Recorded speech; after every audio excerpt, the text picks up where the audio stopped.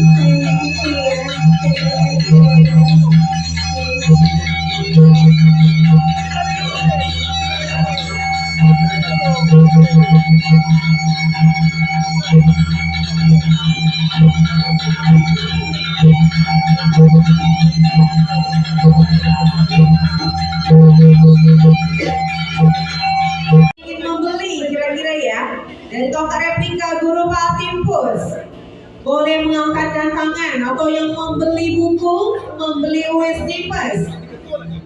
Ya, apa yang tahu? Tadi semua rata-rata yang di kursi depan, kursi tengah, kursi belakang sudah kira-kira. Sudah cukup, sudah cukup. Yang baik kepada Bapak Ibu hadirin kami persilakan untuk ya, boleh kita berikan tepuk tangan. Inilah dia favorit dari buku Rampai Gurupati Sembiring Pelawi. Dan kami persilakan kepada Bapak Ibu diri untuk mengambil posisi berfoto bersama. Yang Maha Kuasa. Maka pada sore hari ini kita melakukan pemukulan gong, tanda pembukaan seminar Gurupati Timpus.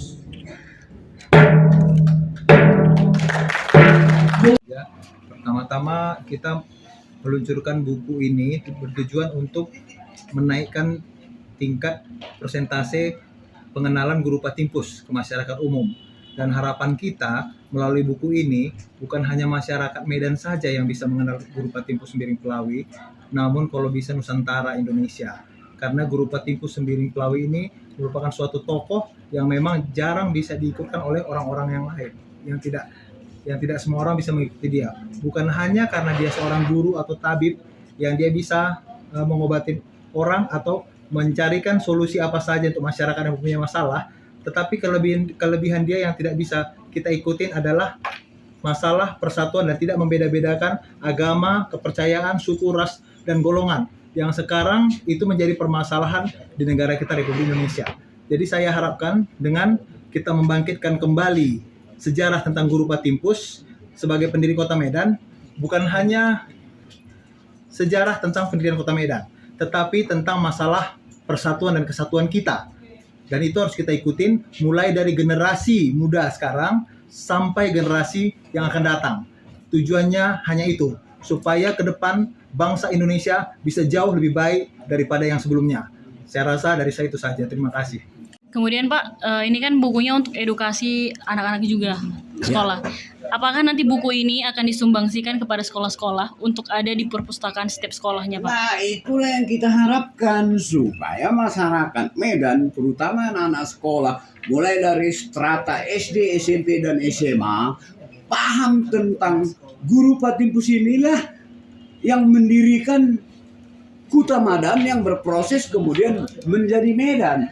Dan oleh karena itu, saya sendiri mengharapkan supaya pemerintahan Kota Madia Medan seperti tadi itu lihat Bupati Karo itu melakukan pelelangan terhadap buku saya, nggak tahu jumlahnya, cuman saya kasih 5 juta katanya. 5 juta itu artinya kalau kita terjemahkan itu kira-kira nggak sampai 50 buku. Nah makanya kita harapkan Pemko Medan melakukan hal yang sama. Cobalah misalnya berapa kecamatan yang ada di Medan ini, berapa sekolah-sekolah. hendaknya buku ini diambil oleh Pemko, kemudian itu didistribusikannya ke sekolah-sekolah itu untuk mengisi koleksi perpustakaan sekolah tersebut. Bukan hanya itu, kalau untuk umum itu bisa di drop ke perpustakaan umum. Bukan hanya untuk di Medan, di seluruh Indonesia juga perlu didistribusikan. Karena saya sebagai dosen, kadang-kadang saya sedih. Artinya ketika mahasiswa misalnya kumpulan tulisan ini kan kumpulan tulisan, apalagi seperti saya sebagai sejarawan sudah berkecimpung lebih daripada 50 tahun sejak masih mahasiswa. Ya, sering dari dulu itu saya melakukan penulisan lepas dalam bentuk-bentuk makalah. Tetapi keteledoran saya itu saya amburadul. Begitu selesai seminar, nggak saya arsipkan secara bagus begitu.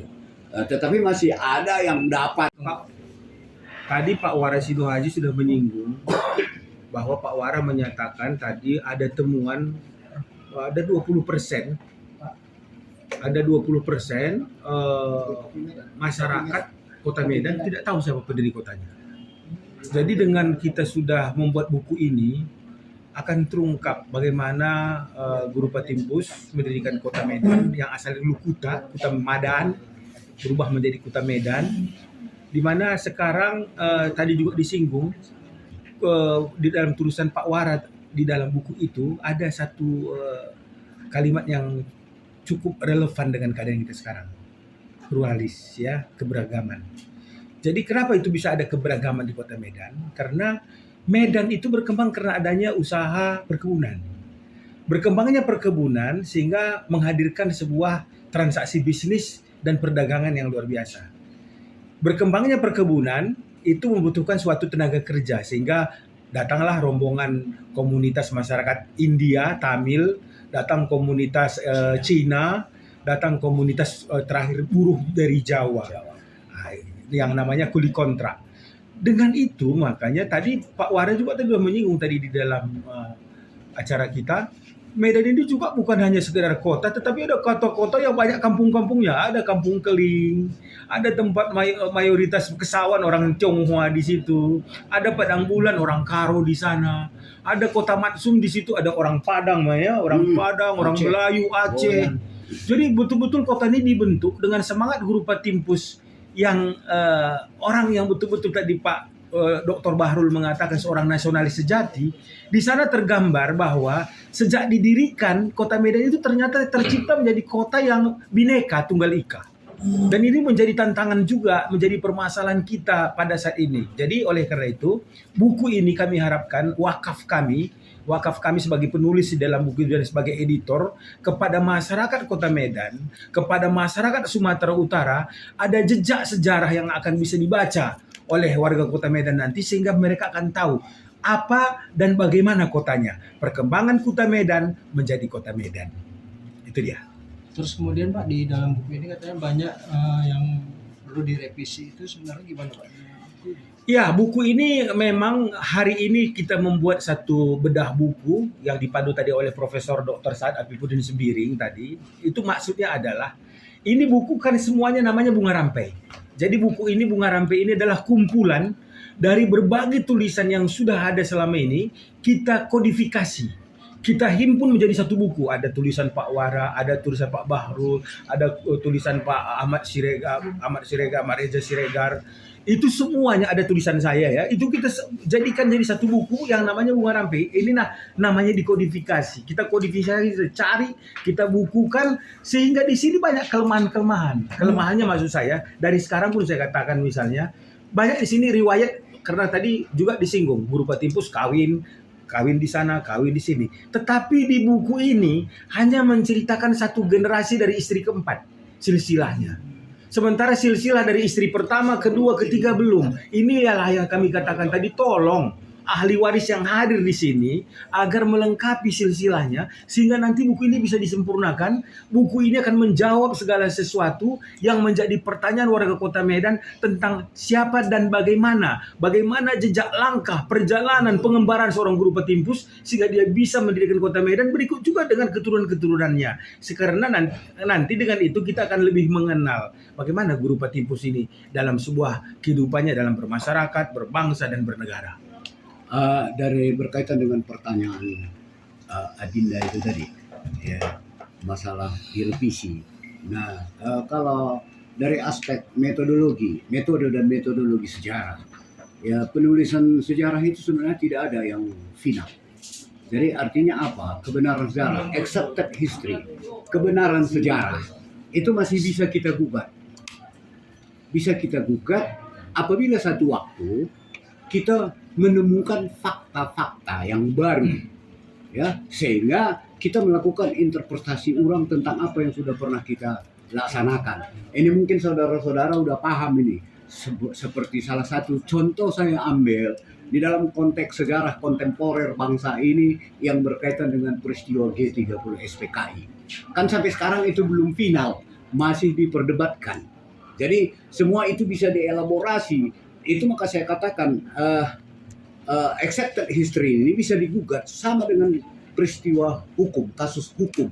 Apabila ditemukan novum baru, seseorang yang sudah diputuskan final mendapatkan hukuman 5 tahun oleh hakim masuk ke penjara, tetapi ya ditemukan novum baru bahwasannya dia bukan pelakunya, maka hukum itu bisa kembali dielaborasi.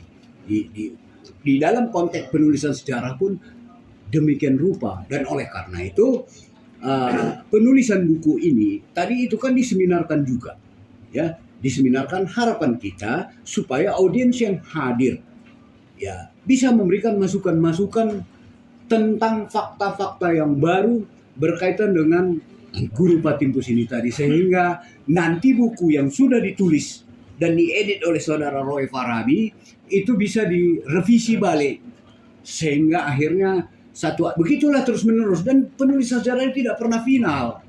Ya tadi kan sudah saya katakan, misalnya bagaimana eksistensi orang Karo kan, coba Anda lihat itu bagaimana eksistensi orang Karo di wilayah ini yang bisa sama-sama kita lihat bagaimana untuk menghancurkan ya sebuah budaya atau bangsa, itu hancurkan budayanya dan sejarahnya. Sehingga sampai sekarang ini kita lihat kalau kita berbicara tentang haru di kawasan ini, itu masih tetap ada yang baru. Jadi begitu juga dalam konteks penulisan sejarah ini.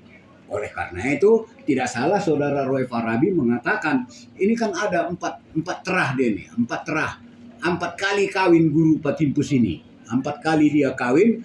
Yang banyak membicarakan tentang guru Patimpus ini setelah dia menjadi Jawi, artinya dia mualaf menjadi Islam dan kemudian kawin dengan putri Pulubrayan itu. Itu orang Karo yang sudah terlebih dahuluan masuk Islam, mungkin sudah 1 generasi dikawininya, dan dari situlah dia kemudian membangun Kuta Madan itu tadi, yang kemudian berproses menjadi Medan itu tadi. Nah, oleh karena itu kita sarankan kepada terah-terah yang lain, 2 istrinya yang di Haji Jahe dan kemudian di Perbaji itu tadi, ya akan memunculkan fakta-fakta dan data-data yang baru. Nah, saya sendiri pun secara pribadi, ini kan data-data pribadi ini, fakta-fakta sejarah ini, keluarga itu pun